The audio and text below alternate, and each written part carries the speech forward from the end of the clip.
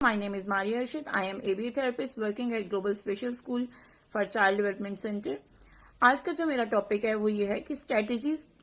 जो बच्चों के अंदर लाफिंग बिहेवियर होता है या सेल्फ लाफिंग होते हैं या इनअप्रोप्रिएट लाफिंग भी कहते हैं इसको, उसको कैसे रिड्यूस कर सकते हैं। तो उसको रिड्यूस करने से पहले हमें ये समझना जरूरी है कि बेसिकली इनअप्रोप्रिएट या सेल्फ लाफिंग होती क्या है। बेसिकली ऑटिस्टिक या ADHD बच्चे के अंदर जो है ये इनअप्रोप्रिएट लाफिंग या सेल्फ लाफिंग देखी गई है। तो सबसे पहले हमें देखना है कि ये होता क्यों है, सेल्फ लाफिंग बिहेवियर बच्चा शो क्यों करता है। तो इसके डिफरेंट कॉजेज होते हैं। इसके डिफरेंट कॉजेज हो सकते हैं, बिहेवियरल कॉज हो सकता है, कोई बच्चे का गट प्रॉब्लम या किसी भी और कॉज की वजह से भी ये चीज हो सकती है।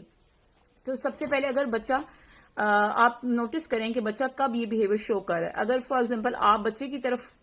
बच्चे से बात कर रहे हैं या बच्चे से इंटरेक्ट कर रहे थे और आपने सडनली किसी और से बात करना स्टार्ट कर दिया, मोबाइल फोन यूज करना शुरू कर दिया, या आप दूसरी तरफ देखना स्टार्ट कर दिया और बच्चा अचानक से लाफिंग बिहेवियर स्टार्ट करता है और self laughing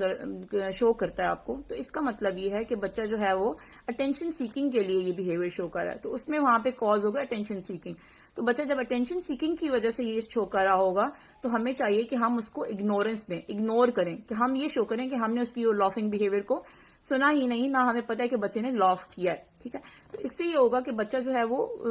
again next time repeat करने से पहले उसको होगा कि मेरी इस लाफिंग बिहेवियर, और ये अचानक से खत्म नहीं करेगा बच्चा ये लाफिंग बिहेवियर। तो इससे क्या होगा, बच्चे को समझ आ जाएगा कि मुझे इसके बाद रिस्पांस नहीं मिलेगा। ठीक है, तो इस तरह से वो रिस्पांस लेना या अटेंशन सीकिंग के लिए करना लाफिंग बिहेवियर ग्रेजुअली, जब बार बार आप उसको इग्नोर करेंगे और इग्नोरेंस के बाद वो एक टाइम आएगा जब वो ये बिहेवियर जो है इसका रिड्यूस होना स्टार्ट हो जाएगा और रिड्यूस होने के बाद ग्रेजुअली खत्म भी हो जाएगा। ओके, और कुछ बच्चे ये बिहेवियर शो करते हैं एस्केप करने के लिए, फॉर एग्जांपल होमवर्क से, फूड से, या किसी भी इस तरह की चीज से एस्केप जो उनको पसंद नहीं आ रही किसी एक्टिविटी से, तो वो उसको अवॉइड करने के लिए, एस्केप हासिल करने के लिए लाफिंग बिहेवियर शो करेंगे ताकि आपकी अटेंशन डाइवर्ट हो और वो आप उसको डांटें या आप उसको उस चीज पे काम करना स्टार्ट कर दें और वो जो दूसरा टास्क वो कर रहा है, चाहे वो खाना खा रहा है या जो भी वो काम कर रहा है एक्टिविटी, तो उसको वो छोड़ दे। तो इस टाइम पे भी आपको उस बिहेवियर को अवॉइड करना है और उसके जो बिहेवियर जो काम हो रहा है, एक्टिविटी हो रही है या लंच टाइम है, तो आपने उसके ऊपर फोकस करना है। थर्डली, ये प्रॉब्लम इसलिए भी बच्चों में आ सकती है क्योंकि इन बच्चों के अंदर जो है वो डिले होते हैं, इनका जो प्रोसेसिंग होती है वो डिले होती है, लेट प्रोसेसिंग होती है। तो उसकी वजह से समटाइम कोई इवेंट हुआ होगा उस टाइम पे या उससे पहले थोड़ी देर पहले कुछ चीज हुई होगी जिसका उनके ब्रेन के अंदर लेट प्रोसेसिंग की वजह से भी वो लेट जो है वो रिस्पॉन्ड कर रहा हो शायद। पॉइंट ये है कि बच्चा जो है वो ये इसलिए भी कर रहा होता है समटाइम्स के बच्चे को समटाइम प्रॉब्लम होता है इंटरनल स्टिमुलेशन का, या फिर इसको सूडो बर्बर इफेक्ट भी कहा जाता है। बेसिकली बर्बर रीजन जो है वो हमारा ब्रेन का यहाँ पे एक रीजन होता है जिसकी वजह से बच्चे के अंदर इमोशंस और एक्सप्रेशन जो होते हैं वो बैलेंस होते हैं। तो इन बच्चों के अंदर प्रॉब्लम ये होती है कि इनका वो एरिया जो है ब्रेन में वो डेवलप नहीं होता प्रॉपर,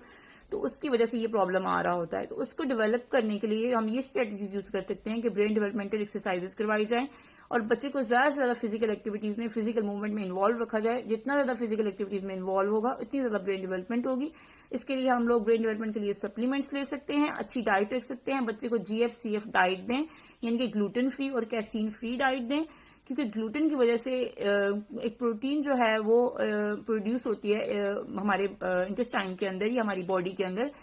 जो कि बाद में बैक्टीरिया की ग्रोथ को इंक्रीज करती है और इसकी वजह से बच्चे को जो है ये प्रॉब्लम ज्यादा फेस करना पड़ रहा होता है। तो हमें चाहिए कि हम बच्चे की अंडरस्टैंडिंग इंक्रीज करें, ब्रेन डेवलपमेंट पे काम करें ताकि बच्चे इमोशंस को रिकॉग्नाइज करे और उसकी ब्रेन डेवलपमेंट जब प्रॉपर स्टार्ट हो जाएगी तो बच्चे के अंदर ये इफेक्ट खुद ही कम होना स्टार्ट हो जाएगा। और बच्चे को omega-3 फैटी एसिड्स जो है उसका इंटेक ज्यादा दें। जिन खानों के अंदर या जिस चीज के अंदर omega-3 फैटी एसिड ज्यादा है, जैसे कि अखरोट वगैरह हो सकते हैं, जैसे कि आप उस बच्चे को ग्रीन वेजिटेबल्स दे सकते हैं, आप बच्चे को